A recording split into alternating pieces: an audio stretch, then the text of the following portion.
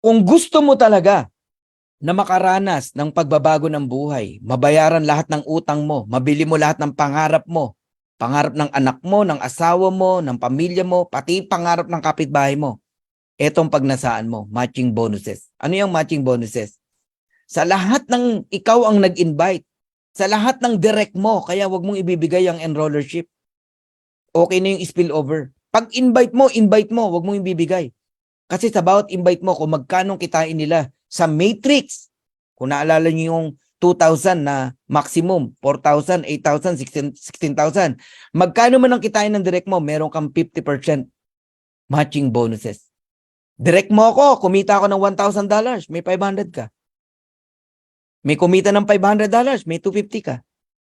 May kumita ng $10,000, may $5,000 ka. Ang tawag doon, matching bonuses. Kaya sorry na lang yung mga hindi magdedirect. Pag sinabi kong hindi magdedirect, hindi mag-i-invite. Sa mga walang invite, hindi para sa ito, itong matching bonus. Sinayang mo yung opportunity na sana pwede kang yumaman dito. Ang laki niyan, kala nyo?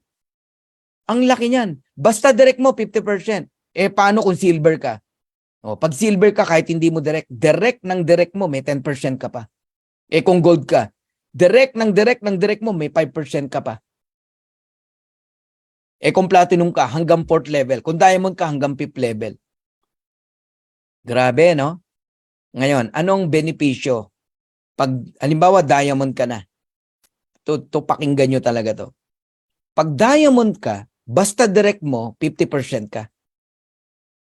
Okay? Alam mo, may 10 kang direct. Lahat kumita ng $1,000. O de, 10 $500. May $5,000 ka. Ngayon, yung direct ng direct mo, 100. Dami. Kasi yung 10, kumuha rin ng tig sa 10. Halimbawa, de 100 yan. Di ba, may 10% ka? Kung silver ka lang, diamond ka. Hindi ka lang 10%. Lahat ng rank na yan, silver, gold, platinum, diamond, ibibigay sa'yo. 23% ka sa lahat ng second level mo. Ganong kalupit dito.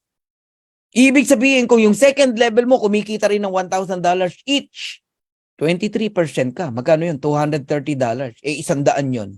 Di may $23,000 ka. Pagka naman third level, hindi ka lang 5%, 13% ka, 553. Diamond ka eh. Pagka naman fourth level, 5-3 ka, 8%. Pagka naman fifth level, yun, 3%. Ang laki ng potential nitong matching bonus. Tsaka nyo na yan intindihan, binigyan lang kita ng idea. Okay, liitan lang natin ng example para lalo kayong ma-inlove sa marketing plan ng Live Good. Let's say may direct kang 10. Okay? 10. Lahat kumikita ng $100. Ang liit, di ba? $100. Kanina, $1,000 ang in-example natin. Direct mo yan, di ba? 50% ka. O may $50 ka. Times 10, may $500 ka. Ginaya ka ng 10. Yung 10, nag-invite ng tig sa 10, 100. Kumikita rin ng $100 each. 10% ka na lang dyan. Kasi silver ka eh. Times mo sa $10, $10 times 100, may $1,000 ka. Pero kung diamond ka, 23% ka. Alright? Yung 100, nag-invite ng tig 10 uli, 1,000. Niliitan na natin yung income, $50. Kasi baka hindi ka maniwala pag nilakihan natin eh. 5% ka dyan kung gold ka. Kaya importante ang rank. May $250 ka, times 1,000, may 2,500 ka. Yung 1,000, nag-invite na lang ng tigli-5. Hindi na 10, tigli-5 na lang. Kumikita ng $50 yung 5,000 tao na yan. Fourth level mo, platinum ka eh. Kaya i-treasure nyo yung pagiging platinum nyo.